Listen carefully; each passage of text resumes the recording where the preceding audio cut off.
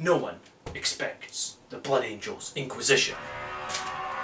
Our chief weapons are fear and surprise, and ruthless efficiency. Our three main weapons are fear, surprise, and ruthless efficiency, and our glorious devotion to the mighty Sanguinius. Amongst our weapons are fear, surprise, our glorious devotion to Sanguinius, our ruthless efficiency. And welcome to the Weekly Tactics video. We're checking out Inquisitors for Blood Angels. Let's get straight into it.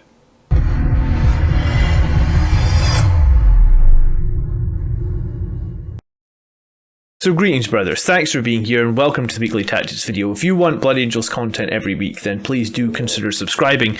And today is Wednesday, where they've just released the FAQ, which basically no longer allows a Space Marine librarian to take powers from two different disciplines from using the Tomb of Malkador. So in some ways this video is going to be super relevant. Are some of these Inquisitors now going to be really interesting? So we've got a lot of slides to get through, and then at the end, after we've looked at all the Inquisitors, and we've made some custom ones that we think are pretty strong. I've had a little bit of help from Highland Phoenix on this, so thank you for that.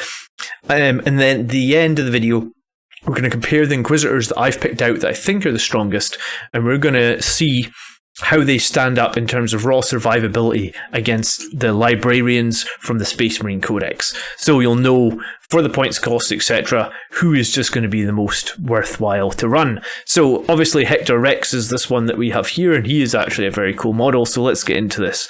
So excuse me. Inquisitor number 1 today is going to be a Xenos Inquisitor, and there's 4 different what they call quarries for the Inquisitors. If you're not familiar with them, each quarry has a bonus, and the Xenos quarry here lets him reroll hits and wounds against non-Imperial, non-Chaos, and not unaligned units.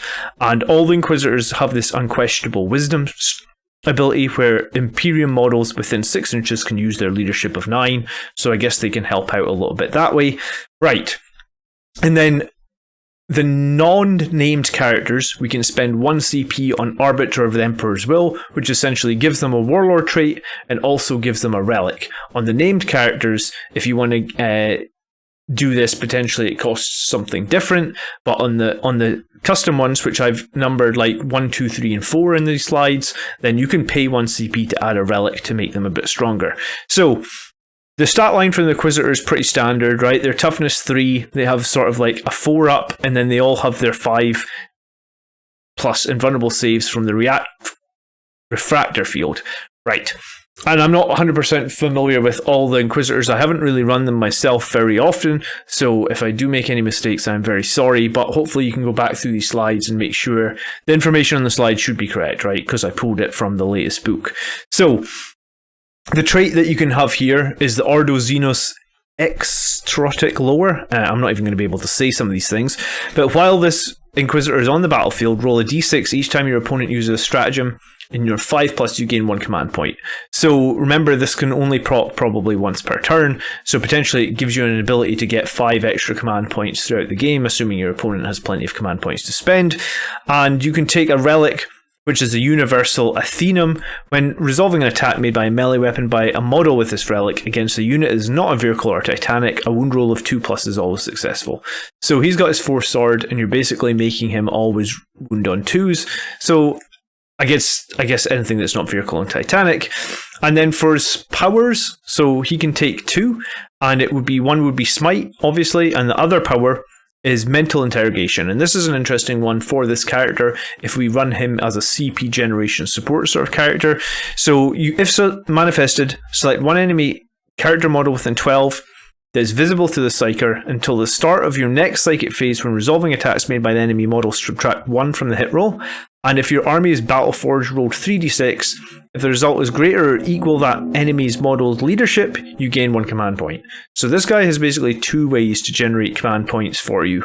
And yeah, I mean, that's kind of how you would run him. So he's kind of an interesting option, right? Very similar to the Space Marine librarian, just rather than maybe the core Space Marine powers that we know, like Null Zone, Psychic Fortress, Might of Heroes. Then you have access to the Tel Thissa discipline, and if you want information on the Tel Thissa discipline, you can get that from the Psychic Awakening book. And also, I'm sure if you Google Tel'Thusa Discipline, you can find all the powers in there. I don't actually think I include all of them in the slides, but we are going to run through a bunch of the powers that I think are really strong from this discipline. So this would be Inquisitor number 1.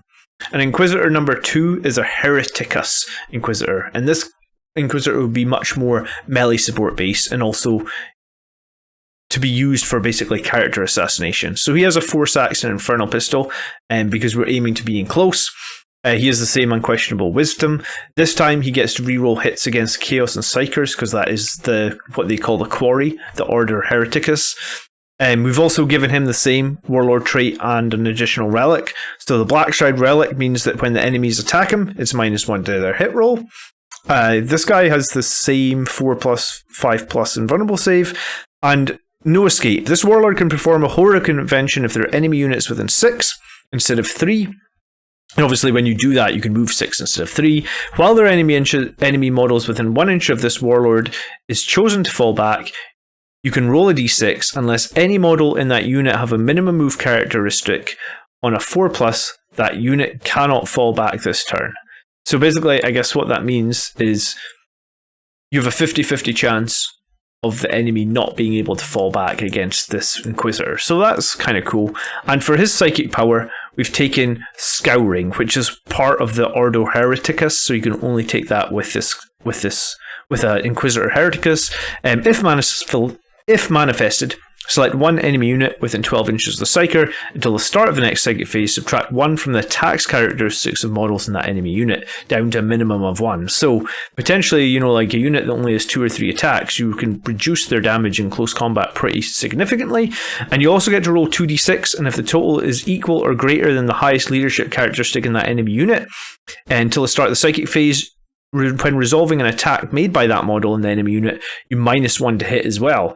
So if if you outroll their leadership, you're potentially really, you're taking 1 attack away from them and you're making all their remaining attacks -1 to hit. So 75 points this character is pretty interesting at that. And you can also pay another CP if you wanted here to make him an Alpha class Psyker, and you could do this with any of the Inquisitors that I've named 1, 2, 3, or 4. And Alpha class Psyker basically just allows him to take another power. And in this case, we're going to take Terrify. So if manifested, select one enemy within 18, and he's visible, and until the start of the psychic phase, subtract 1 from leadership tests of this model, and that unit cannot fire Overwatch. So I guess if you were struggling to fit the Whirlwind into your list, or something else that denies out Overwatch, then this Inquisitor could do that for you. And that's pretty interesting, right? I kind of like it. So overall, not a bad character either. A little bit more survivable than the other one, but we'll come to survivability again at the very end. So, Inquisitor number 3 then. And Inquisitor number 3 is basically a Smiter Psyker, and he's the same 75 points. This time we're going with a Power Sword and a Combi Melta, and he's the Order Malice. And Malice is reroll hits and wounds against Chaos and Demons. And the fact that these are both hits and wounds is super nice. I mean, the Ballistic Skill and Weapon Skill are kind of a bit less relevant, right? Just because you get to reroll everything. So even one Meltagun shot is quite a lot more reliable if you can reroll a hit and a wound. We've given him the trait Ordo Malice Psychic Mastery, so he knows 1 additional power from the Tel'Thusa Discipline, and you can attempt to manifest 1 additional psychic power in your psychic phase and attempt to deny 1 additional. So he's basically, pretty powerful in terms of psychic phase. He's also going to run the Blade of the Ordo because he is wielding that Power Sword, which is actually a +1 -3 D3 damage sword. So basically, it almost becomes a Force Sword. However, when resolving this attack against a unit that specified the Bearer's Quarry, which means against Chaos and Demons, this weapon has a flat 3 damage. So that's definitely going to be nice up against, Death Guard. Death Guard just got changed today so they can take demons in their list again, right? So this character would actually be kind of a good counter against any sort of Death Guard army. Bear in mind, I think the demons they take, they'll get their old disgustingly resilient of 5+, like Nurglings and stuff. Mind you, Nurglings don't get their save properly when they're against multiple damage weapons, so this is an interesting character. We've taken the Alpha class Psyker as well, and we take Castation, Dominate, and we can also take warding incantation. So there's a few different powers here, and I've written down the powers here on the next slide just so you can see them all. So castigation, basically if you roll in excess of the lowest leadership characteristic in the enemy unit, they take D3 mortal wounds. So potentially teamed up with Smite, you could do a lot of mortal wounds. You can also take Dominate, which can basically mean you can make the enemy attack themselves with a single ranged attack or a single melee attack. And I guess what that means is if the enemy have something nasty, like, I don't know, Mortarion or something, you could essentially make one single attack with Mortarion's gun against his own forces if you can outroll his leadership on 3d6. And I guess 3d6 over like a leadership of like 9 or 10, it's about a 50-50 chance, right? The value of a d6, the average is 3.5. So I'd say it's a 50-50 chance for Dominate to go off, obviously once you pass the warp charge of 6.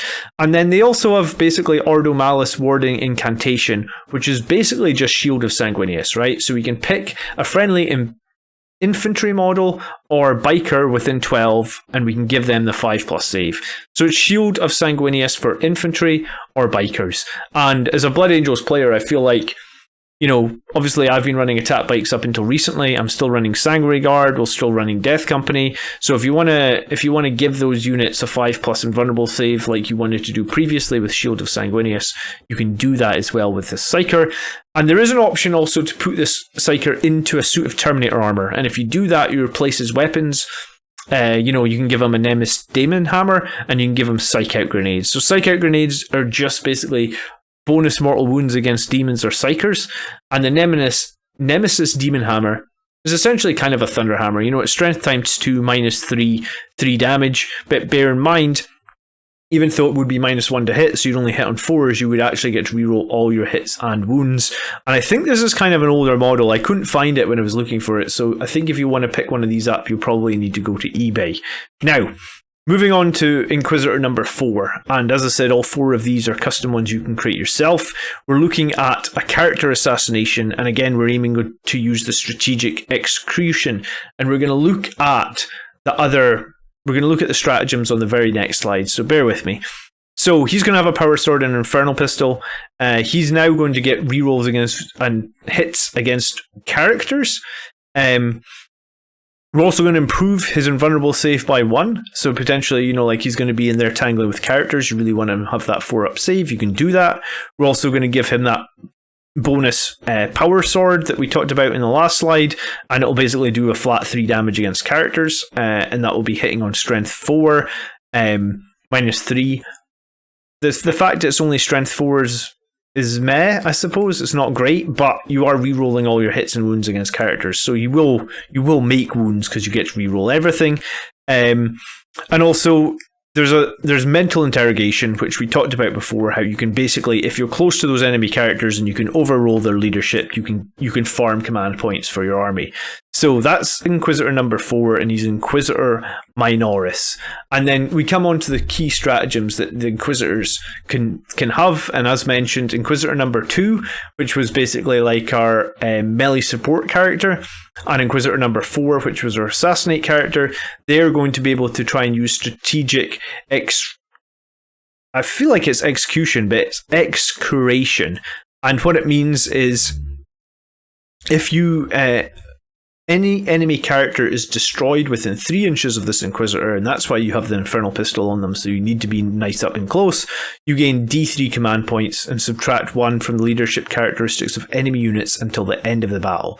Only use the stratagem once per battle. So it's basically like you assassinate a character, you pay 1 CP, and basically you will get your CP back, at least, and maybe a bonus 2, and then it's -1 leadership on everything in their army, which is pretty strong, I guess. You can also use, to the exclusion of all else, use the stratagem in your shooting phase or your fight phase, your opponent's charge phase when Imperial infantry or biker unit from your army is within 6 inches of friendly Inquisitor.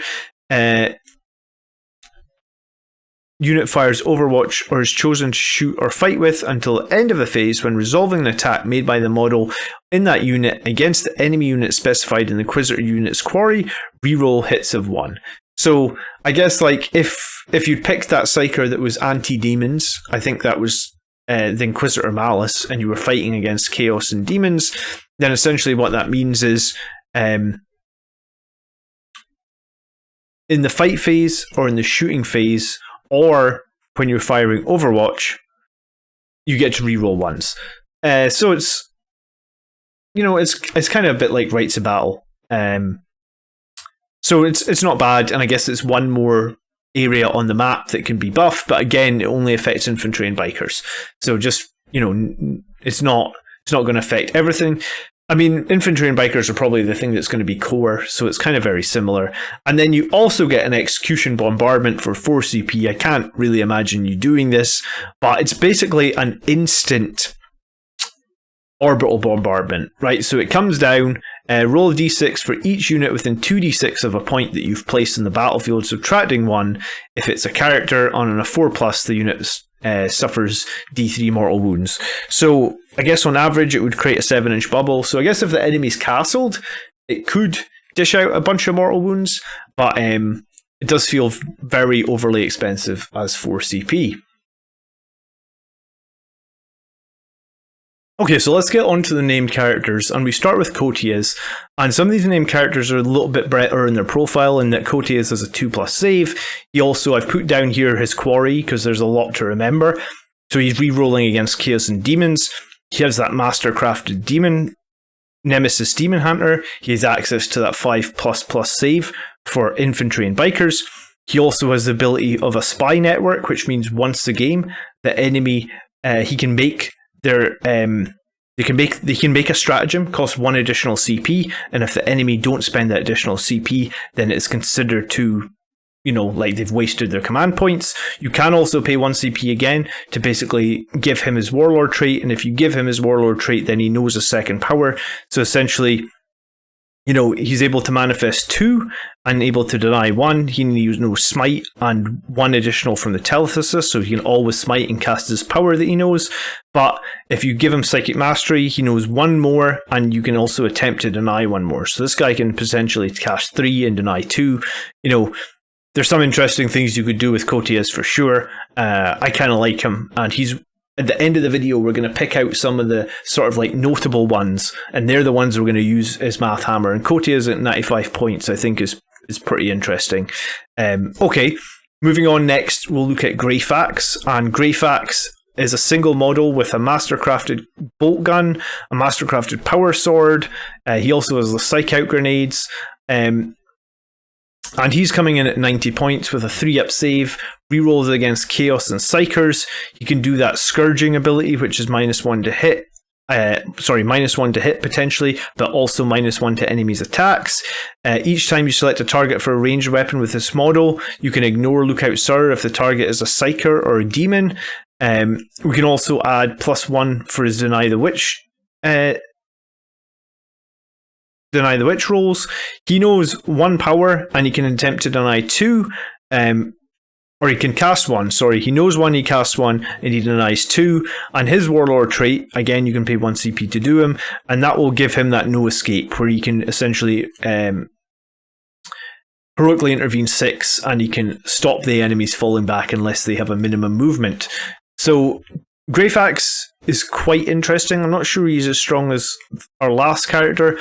And I guess the one thing to say is his Condemned bolt gun has a damage characteristic of 3 against enemy psychers. So maybe if you can get good range on an enemy psycher, bear in mind that you get to reroll all hits and wounds. You could potentially snipe down an enemy psycher from 12 inches with his rapid fire. There's potential to do 6 damage, I suppose. So he's interesting. I don't think I like him as much as the other one. Or the last one, but let's keep moving on. We then have Inquisitor Karmanov, and Karmanzov, I hope I'm saying that right, it sounds like a Russian name. He is essentially like inside a mini dreadnought, so he isn't a Psyker, he's just an Inquisitor, but he does have that mastercrafted multi-melta, and it's kind of a strange profile for a mastercrafted multi-melta, and it's just a 30-inch heavy 2. He also has a mastercrafted power sword. He has basically stomping feet that do some additional attacks up to 6 additional attacks when he's in close combat. He has the Supreme Will, so when psychic tests are made with enemy models within 12, you can subtract 1 from the total. In addition, if the psychic test is made, if the power is actually targeting him, you can basically just roll to deny it as normal. He also basically subtracts 1 from enemy infantry leadership within 12.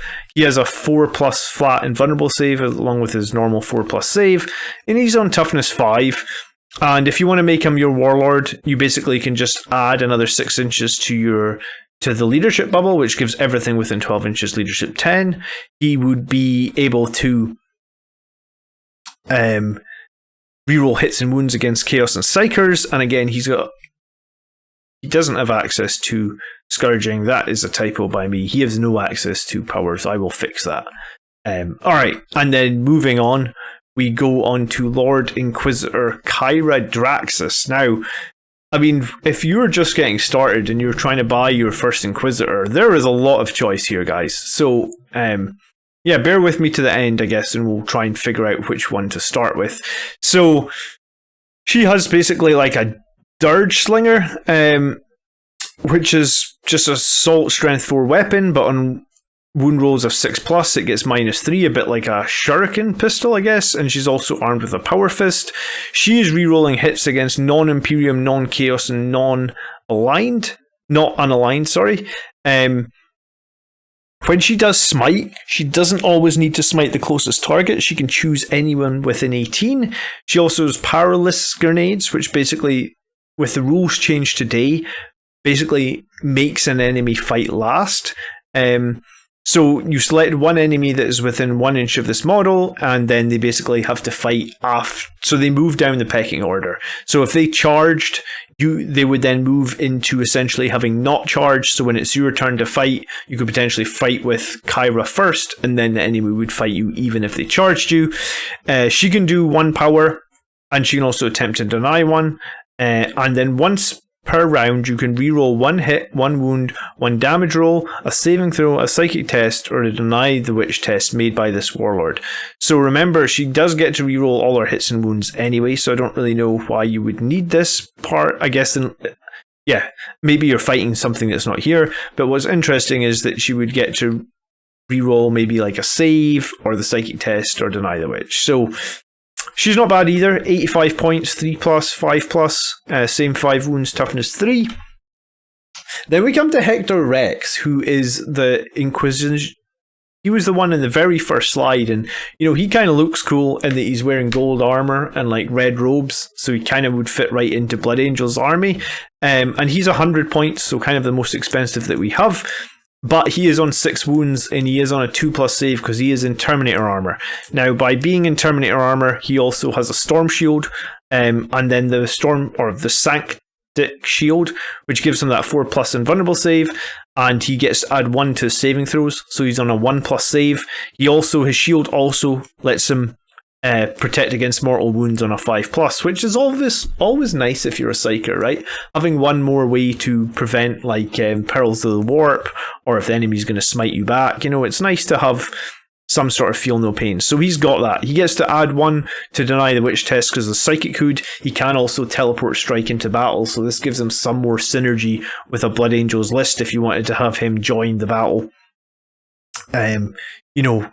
Essentially from teleport strike. Now he can have he can manifest 2 powers, and he can deny 2, and he knows 2 from the Teeth of the Discipline. He also has access again to the warding incantation. So again, like if you want to drop him down with like something like a Sanguinary Guard and give the Sanguinary Guard a 5+ feel no pain invulnerable save, you can do that. He's rerolling wounds against Chaos and Demons, and each time that he makes a wound with his sword against demons, is doing 1 additional mortal wound to any damage. So it's basically that mastercrafted power sword, but he'll be hitting with strength 5 because he is strength 4. So he's really interesting, and he's kind of survivable as well. He's basically like a Terminator captain coming in at 100 points. But we talk a lot about how it seems like GW are generally removing invulnerable saves from a Psyker. Well, here's a Psyker with some nice invulnerable saves, some nice feel no pain action, and he also has that ability to give you those warding points. So I kind of like him. I don't think he's bad at all, and he can't have a Warlord trait though, because he is a named character and they don't have one on his profile here, so I guess that is one disadvantage to Hector Rex. And then we're on to Eisenhorn. And Eisenhorn is obviously Ordo Xenos, so he rerolls hits and wounds against non-Imperial, non-Chaos, and not unaligned. Eisenhorn has a few different weapons here. He has his pistol that is a 2 damage Artificer bolt pistol, kind of similar to heavy bolt pistol. He has basically a staff and a barbister, and basically, both these things do D3 damage. He also has electric bane grenades, which I guess do mortal wounds against vehicles potentially. He has a 6+ feel no pain, so when the model loses a wound, he does that, and he's got his 4+ on his normal save. Unfortunately, he doesn't have a 5+ invulnerable save like the rest, and he does know 2 powers, and he can deny 2, and he can smite, and he has that similar Warlord trait that lets him make a bunch of re-rolls. I think the interesting thing about him is he can't summon his Daemon Host, I believe, because if you do summon his Daemon Host, then it messes up your detachment and your army is no longer Battleforged. Someone would need to correct me on that in the comments, but I believe that's how that works. So normally one of the advantages to him is he can summon like a monster with him, but I don't think you can do that if you don't want to mess with your detachments. And I guess the whole point of taking the Inquisitors is similar to the Assassins. You can take an Assassin and still have your army Battleforged. You're allowed to include one Assassin. So the same thing goes. You're allowed to include the Inquisitor. So you could take one Inquisitor and keep your army Battleforged. And I think there's plenty other options over Eisenhorn here that I prefer anyway. So let's keep going.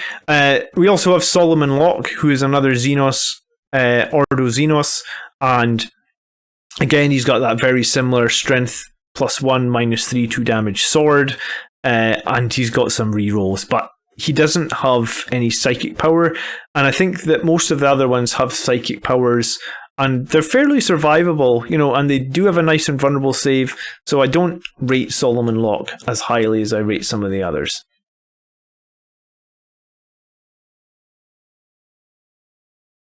So talking about all this, I jumped into survivability next, and here's the chart that you guys know, and we've basically taken all of these characters and we've thrown bolt rifles, flame storms, power fists, and plasmas at them just to see who is going to survive and who's gonna do the best here, right? So green is obviously going to be the most survivable character, and I think that's probably no surprise that it's Hector Rex, because he has that 1+ save, which makes him good against small arms fire. He has the 4+ invulnerable save, and he also has a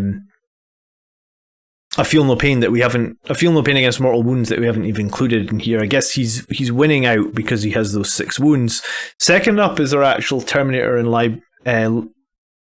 Librarian and Terminator armor right at the bottom, and that is the Space Marine Terminator Librarian, and that is one that I used to reasonable success in my last list when I was trying to do, wings forward and then turn on Null Zone, but now that's not an option. Maybe this guy becomes a little bit more interesting, the Terminator or the Librarian and Terminator armor, because he doesn't need to catapult himself around the battlefield anymore, or he can't, I guess. And I am thinking or considering dropping Null Zone in my new list. So if you're not going to run Null Zone, then I guess the Terminator and Librarian are, he's doing not bad. But I think what's interesting here is against the stronger weapons, the Power Fists and the Plasmas, you can see that Greyfax, Cotias, and all the unnamed characters that we made before are stronger than both the Primaris Librarian and the Space Marine Librarian. They're also stronger in basically against the -2 damage ones, and especially over the Space Marine Librarian. He is the weakest of the lot here. But I guess against small arms fire, the guys do fall down a little bit, right, because they are toughness 3. But so I guess if you can position them where they're only likely to get hit with larger weapons, then these are generally a little bit more survivable than the Space Marine ones. So I guess the big question, and it's a question for me as well, because I have just made this new list where I run my Space Marine Librarian with a jump pack, and he was running with Psychic Fortress to give me sort of those good bubbles of invulnerable saves, and I've been running Might of Heroes. I had previously been running Null Zone, but I think Might of Heroes fits my new list a little bit better.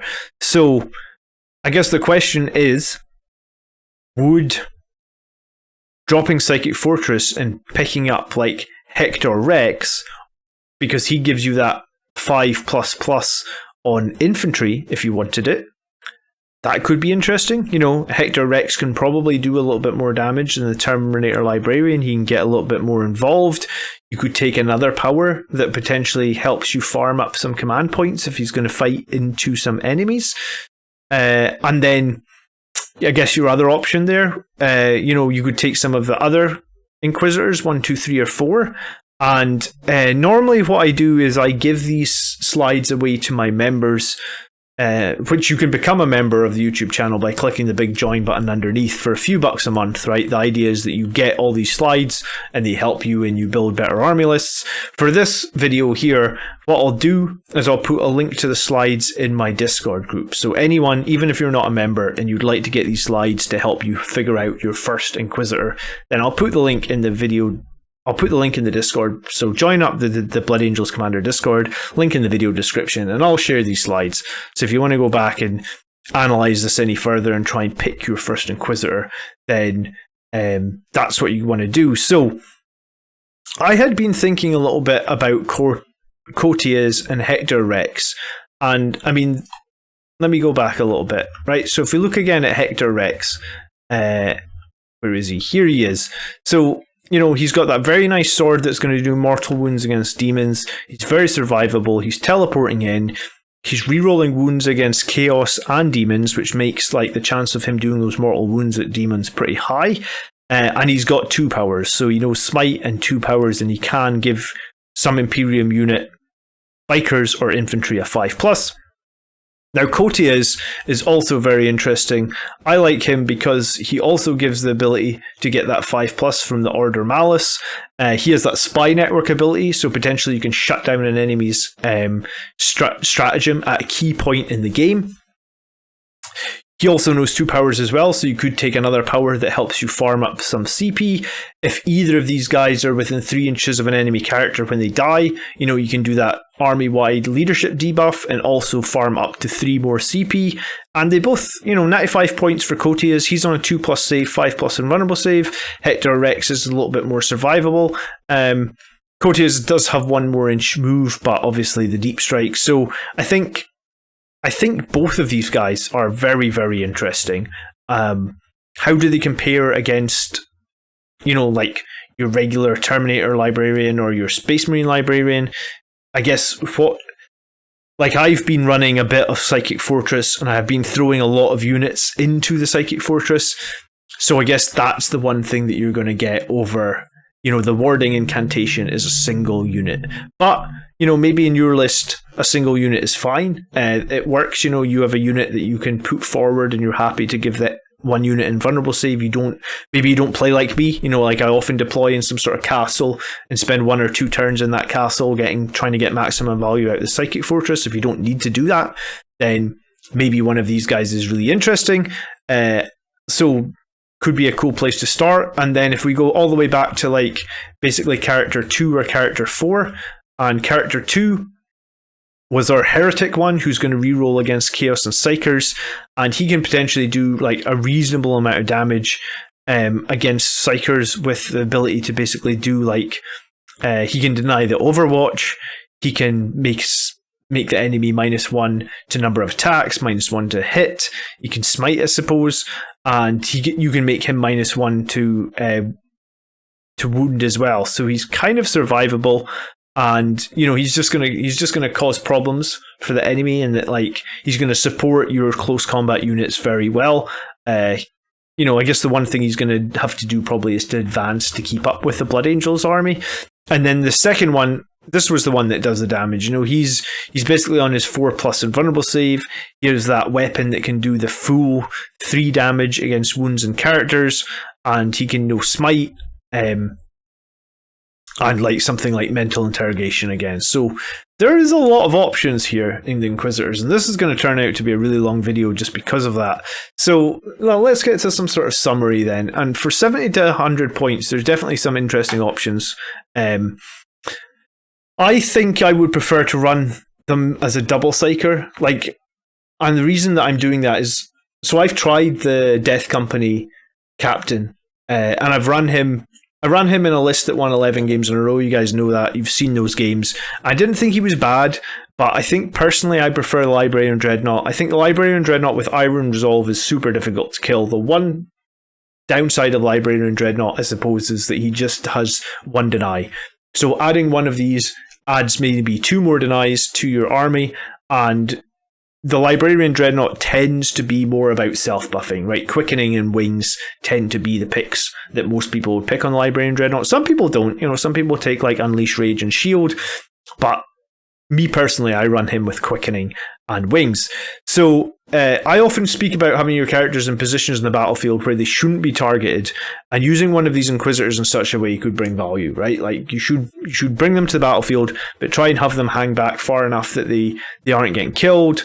And if you do this, and then you get them into combat with the characters, or you get them within range of characters, there's a lot of way that these guys can actually bring, you could probably generate like 5 more CP for your army and potentially remove some CP from the enemy, or provide a bunch of utility. Now, I mean, the -1 to the number of attacks and the -1 to hit is pretty amazing, and also, the 5++ save on something like Sanguinary Guard is kind of super important, or Death Company, I guess. Like, that is the biggest downfall with the Sanguinary Guard and Death Company, is that they have no invulnerable save. So using a Psyker to fill that gap. And I suppose you could do it with your Librarian Dreadnought, but I would prefer probably not to. Now, so the strongest options out of these lists, we've kind of touched on it as already.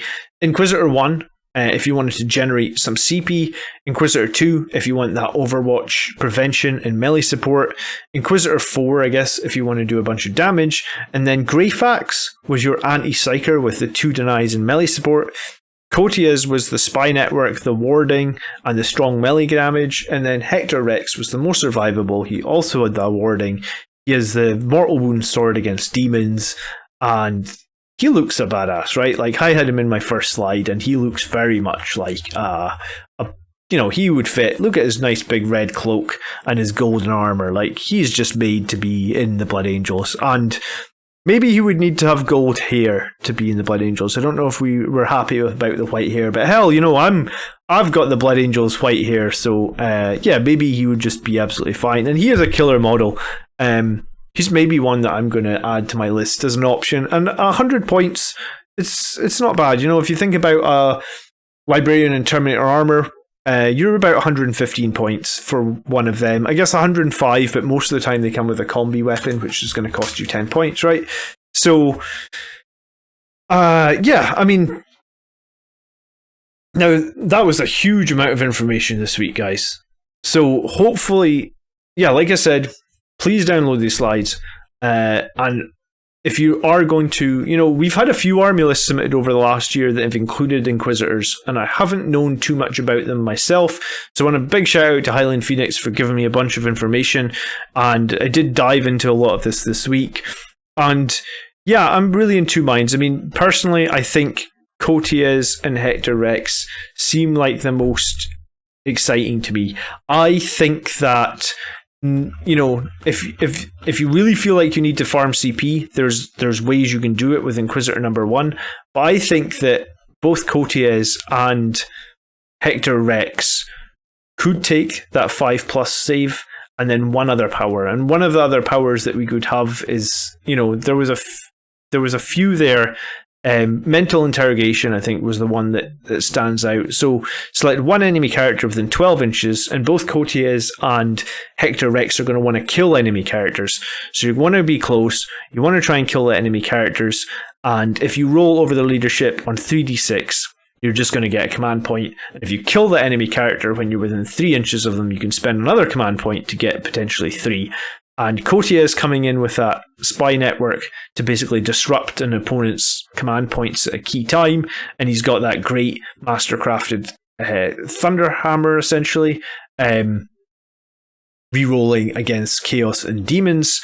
And then Hector Rex, I guess with his nice sword, also rerolling against Chaos and Demons, Mortal Wounds, and then yeah, a couple of psychic powers as well. So, yeah, I mean, do a little bit of your own research, but like, I think with the change to, or I guess it's a nerf, I guess with a nerf to the Space Marine Codex, the Tomb of Malkador only allowing you to take powers from one discipline now, I think this actually opens up Inquisitors a little bit more than they were before, and yeah, I mean, I have a bunch of stuff I'm trying to finish for a tournament list, but in the very near future, I will try and get an Inquisitor on the table, and it'll be one of those two, I think. Cotes or Hector Rex, I think, will be my first Inquisitor, and we will paint them Blood Angels, and we'll see how we get on with that. Thanks for watching, guys. Really appreciate you hanging out this week. Hope you enjoyed the video. If you wouldn't mind smashing that like button, just like we smash Andrew and Colin's face every week on our Monday Night Army Battle Report, that would be very much appreciated. I hope to see you in the next video. By the blood are we made, my brothers. Peace.